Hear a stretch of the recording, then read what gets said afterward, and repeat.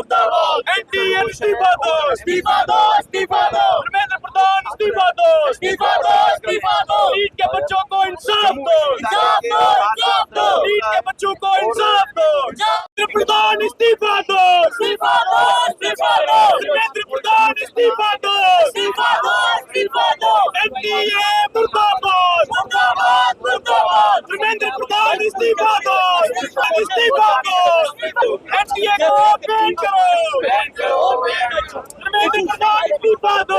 यहाँ पे एक प्रदर्शन रखा था एनडीए के खिलाफ और धर्मेंद्र प्रधान जी के खिलाफ। आपने यहाँ से देखा होगा कि जो जम्मू कश्मीर के अंदर और पूरे देश के अंदर हर साल बच्चे कोचिंग्स लेते हैं और पेपर के लिए अपीयर होते हैं। नीट एक बहुत ही प्रतिष्ठित जो है एग्जाम है। नीट के थ्रू जो है वो डॉक्टर बनते हैं। और मुझे ये बताइए, जब आप लीक पेपर कर देंगे, नकारा नालायक बच्चे जो हैं अपने बाप के पैसे के दम पे, उसके इन्फ्लुएंस के दम पे वो डॉक्टर बन जाएंगे, तो वो सोसाइटी की क्या सेवा करेंगे, मरीजों की क्या सेवा करेंगे। मैं आज यहाँ से ये कहना चाहता हूँ, नीट एक ऐसा एग्जाम है कि एक गाँव के बच्चे के लिए डॉक्टर बनना बहुत बड़ा सपना होता है। जब एक गाँव का बच्चा सपना देखता है तो उस सपने को साकार करने के लिए पूरा परिवार अपने त्याग करता है। पूरा परिवार जो है वो अपने ऐशो आराम को छोड़ के, अपने पेट को गांठ मार के अपने बच्चे की पढ़ाई के लिए पैसे जमा करता है।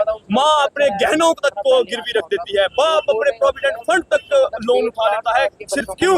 सिर्फ एक सपने के लिए कि मेरा जो बच्चा है वो डॉक्टर बनेगा, मेरी जो बच्ची है वो डॉक्टर बनेगी और गांव का परिवार का नाम रोशन करेंगे। लेकिन 24 लाख ऐसे आम परिवारों के बच्चे जिन्होंने वो सपना साकार करने के लिए 2-2, 3-3 साल महंगी कोचिंग्स ली, जिन्होंने 2-2, 3-3 साल यहाँ पे अपने सिस्टम को यहाँ पे हिलाया, मैं आपको कहना चाहूंगा कि यहाँ पे जो है वो हम इस चीज की कड़ी कड़ी मांग करते हैं कि उन बच्चों के जो दुश्मन हैं, उन बच्चों के सपनों को रोकने का उन्होंने काम किया है।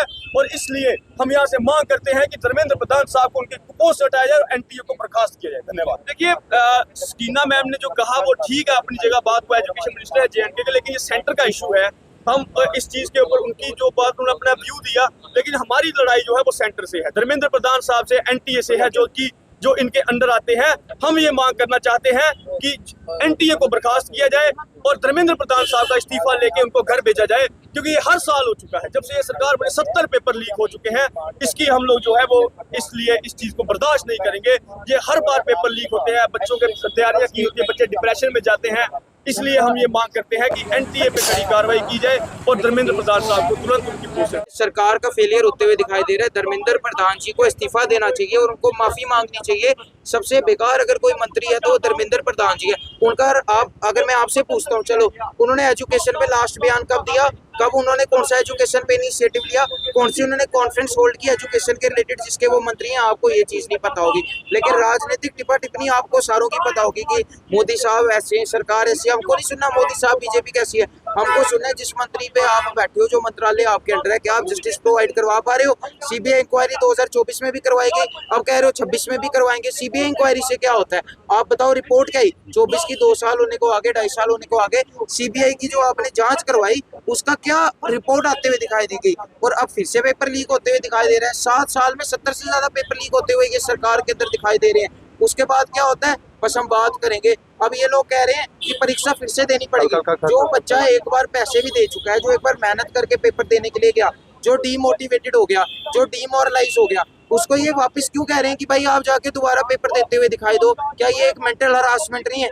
जब बच्चा एक दिन के लिए सरकारी दफ्तरों में एक दिन भी डिले हो जाता है ना, कोई इनका डेडलाइन होती है, उससे कंपनसेशन ली जाती है, उसको माफीनामा के तौर पे ज्यादा पनिशमेंट पैसे देने पड़ते हैं। तो ये सरकार क्यों किसी को ये पैसे देते हुए दिखाई नहीं दे रही, क्यों कोई कंपनसेशन देते हुए दिखाई नहीं दे रही?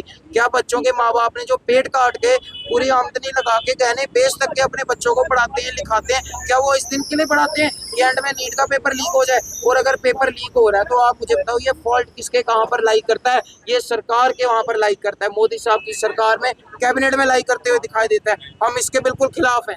अगर आपका सपना भी गवर्नमेंट जॉब पाने का है, लेकिन बड़ी बड़ी फीस बन रही है परेशानी, तो मायूस होने की ज़रूरत नहीं है। मेहनत और सही गाइडेंस से ही हर सपना पूरा किया जा सकता है। जम्मू कश्मीर और लद्दाख का भरोसेमंद और जाना माना कोचिंग इंस्टीट्यूट कैरियर अड्डा पिछले 10 सालों से हज़ारों बच्चों को एसएससी, जेकेएसएसबी, बैंकिंग, डिफेंस और दूसरी गवर्नमेंट जॉब्स की शानदार तैयारी करवा रहा है। सबसे खास बात यह है कि यहाँ बच्चों को बेहतरीन गाइडेंस के साथ ऐसी तैयारी करवाई जाती है जिससे उनका सिलेक्शन आसान हो सके, वो भी बिना किसी ट्यूशन फीस के। यानी यहाँ आपको मिलेगी फ्री कोचिंग। कैरियर अड्डा में सिर्फ क्लासेस ही नहीं बल्कि हर एग्जाम को क्रैक करने के लिए शानदार मॉक टेस्ट सीरीज भी उपलब्ध करवाई जा रही हैं, जो बच्चों की तैयारी को और मजबूत बनाती हैं। जो बच्चे सेल्फ स्टडी कर रहे हैं वो भी इस सुविधा का फायदा उठा सकते हैं। इसके अलावा बच्चों के लिए फ्री डाउट सेशंस भी रखे जाते हैं, जहां हर सवाल और हर परेशानी का आसान तरीके से हल बताया जाता है। कैरियर अड्डा की मेहनत और बेहतरीन टीचिंग का नतीजा है कि आज 3500 से ज्यादा बच्चे किसी न किसी सरकारी नौकरी में अपनी खिदमत अंजाम दे रहे हैं। अगर आपका भी सपना 2026-27 में गवर्नमेंट जॉब हासिल करने का है तो देर किस बात की। आज ही जुड़िए कैरियर अड्डा इंस्टीट्यूट के साथ और अपने सुनहरे मुस्तकबिल की शुरुआत कीजिए। हमारा पता है कैरियर अड्डा इंस्टीट्यूट, नियर गुरुद्वारा, रिहाड़ी चुंगी, जम्मू। जम्मू कश्मीर की खबरों के लिए जुड़े रहिए JK अपडेट के साथ।